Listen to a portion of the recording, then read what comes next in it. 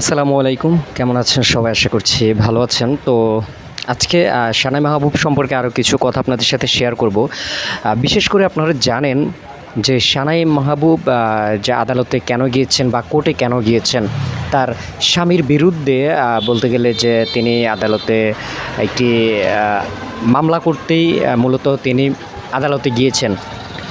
তো তার স্বামীর বিরুদ্ধে তিনি কেন মামলা করবেন সেটাও কিন্তু আপনারা জানেন। আমি এর আগে সানাই মাহবুব সম্পর্কে ২টি ভিডিও আমি তৈরি করেছিলাম এবং বলতে গেলে যে এগুলো যখন আমি ফেসবুক বা ইউটিউবে আপলোড করি, সরাসরি ফেসবুক থেকে এবং ইউটিউব থেকে আমাকে ওয়ার্নিং দেওয়া হয়েছে যে এই ধরনের ভিডিওগুলো তৈরি করা যাবে না। মানে হচ্ছে যে আমরা যেই সত্য কথাগুলো বলছি আপনারা অনেকেই জানেন, বিশেষ করে যারা নিউজগুলো দেখছেন, যারা সানাই মাহবুব সম্পর্কে বর্তমানে আপডেটগুলো যারা জানার চেষ্টা করছেন, আপনারা জানেন যে আজ থেকে ৫ বছর আগে এই সানাই মাহবুবের অবস্থান কী ছিল এবং বর্তমানে ৫ বছর পরে সে বর্তমানে সানাই মাহবুবের অবস্থানটা কোথায় গিয়ে দাঁড়িয়েছে এটা কিন্তু আপনারা জানেন। এবং কেন সানাই মাহবুব আজ থেকে ৫ বছর আগেও সমালোচনায় ছিলেন এবং বর্তমানে কেন তিনি সমালোচনায় সবচেয়ে বেশি সমালোচিত হচ্ছেন, এটাও কিন্তু আপনারা অনেকেই জানেন। তো যাই হোক, এই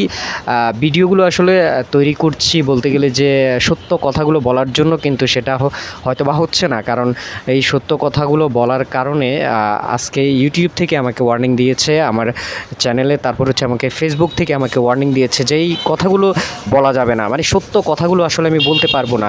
তো যাই হোক, মূলত আজকের ভিডিওটি করার উদ্দেশ্য হচ্ছে আদালতে গিয়েছেন তার স্বামীর বিরুদ্ধে একটি অভিযোগ নিয়ে তিনি গিয়েছেন, কিন্তু আমি যতটুকু জেনেছি তার বাড়ির পাশেরই একটি মেয়ে গতকালকে একটি পোস্ট করেছেন সানাই মাহবুব সম্পর্কে। তো তিনি বলেছেন যে তার স্বামীর যে বর্তমানে সানাই মাহবুব বলেছিল যে তার স্বামী তার কাছে ৫ লক্ষ টাকা চেয়েছেন এবং এই জন্যই তিনি আদালতে একটি নোটিশ বা একটি আবেদন করতে এসেছেন। কিন্তু আসলে সম্পূর্ণ এগুলো ভিত্তিহীন এবং মিথ্যে একটি কথা, বানোয়াট একটি কথা ছিল। সানাই মাহবুব এই কথাগুলো মিথ্যে বলেছেন, কারণ তার পাশের বাড়ির যেই মহিলাটি পোস্টটি করেছেন সেখানে তিনি স্পষ্টভাবে উল্লেখ করেছেন যে সানাই মাহবুবের স্বামীর যত টাকা আছে সারা জীবন তার ১৪ গোষ্ঠী বসে বসে খেতে পারবে। মানে তিনি এমনভাবেই বলেছেন যে সানাই মাহবুবের স্বামীর যত টাকা আছে তার সারা জীবন বসে বসে খেলেও সেই টাকা কমবে না, এবং তার একটি নাম এবং একটি ডাক তার এলাকায়, তার গ্রামে আছে এবং তাকে সেখানে সবাই ভালোবাসতেন। বলতে গেলে যে তিনি যে এত টাকার মালিক সেটা কিন্তু তিনি কখনোই কাউকে বুঝতে দেননি বা কারোর সাথে এই ধরনের যে অহংকার নিয়ে কখনোই কথা বলেননি। তিনি ছোট বড় গরিব ধনী সবার সাথে সুন্দর ব্যবহার করতেন, সবার সাথে মিলেমিশে চলতেন। বরং সানাই মাহবুবকে বিয়ে করার পর থেকে তার গ্রামের মানুষরা তাকে নিয়ে সমালোচনা শুরু করেছেন বা তার সাথে ওইভাবে দেখা করা, ওইভাবে কথা বলা, আগে যেই একটা সুসম্পর্ক ছিল সেটা শুধুমাত্র সানাই মাহবুবকে বিয়ে করার কারণে সেই সুসম্পর্কটা পর্যন্ত নষ্ট হয়ে গিয়েছে। এরপরও তিনি চেয়েছিলেন যে সানাই মাহবুবকে ইসলামের রাস্তায় ভালো পথে ফিরিয়ে আনার জন্য, কিন্তু সেটা তিনি পারলেন না। বরং তার বিরুদ্ধে উল্টো একটি অভিযোগ দিয়েছেন সানাই মাহবুব, এটা কিন্তু আপনারা জানেন।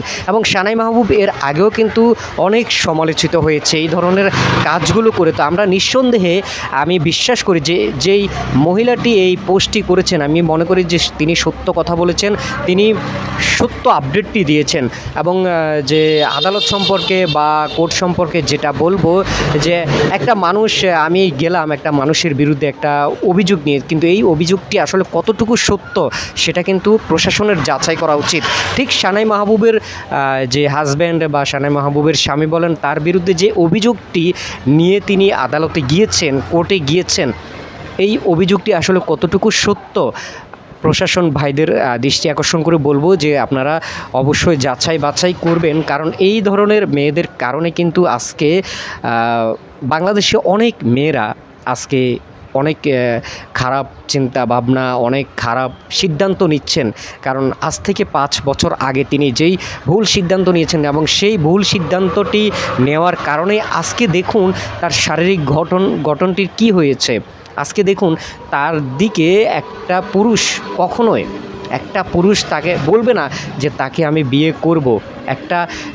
একটা সুস্থ পুরুষ কখনোই বলবে না, কারণ তার যেই গঠন, তার বর্তমান যে অবস্থা, এই অবস্থার জন্য সম্পূর্ণ তিনিই দায়ী। কারণ আল্লাহ পাক যাকে যেইভাবে ভালো মনে করেছেন ঠিক সেইভাবেই তাকে সৃষ্টি করেছেন, কিন্তু আমরা আল্লাহর সৃষ্টিকে অমূল্যায়ন করে আমরা চেষ্টা করি যে নিজেকে আরও কীভাবে আপডেট করা যায়, নিজেকে আরও কীভাবে স্মার্ট করা যায়। এই স্মার্ট করতে গিয়ে অনেকে সার্জারিকে বেছে নিচ্ছে এবং সার্জারিকে বেছে নিয়ে আজকে তার এই অবস্থা হয়েছে। তাহলে আপনারাই বলুন যে এই অবস্থার জন্য আসলে কে দায়ী?